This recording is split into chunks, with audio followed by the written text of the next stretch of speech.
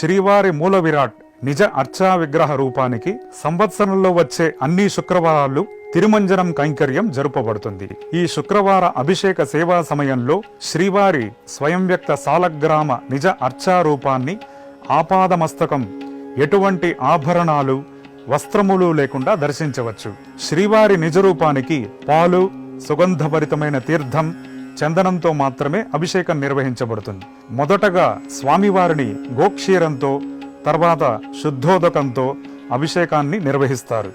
అనంతరం నిర్దేశించిన పాళ్లల్లో చందనము, పచ్చకర్పూరము, కుంకుమ పువ్వుని ఒక మిశ్రమంగా తయారు చేస్తారు. ఈ మిశ్రమానికే ఆలయ పరిభాషలో పరిమళం అని పేరు. ఈ పరిమళ మిశ్రమంతో శ్రీవారి నిజరూపానికి ఆపాదమస్తకము, ముందు వైపు, వెనుక వైపు ఈ పరిమళంతో మర్దన చేస్తారు. అనంతరం శ్రీవారికి కర్పూర హారతి సమర్పించబడుతుంది.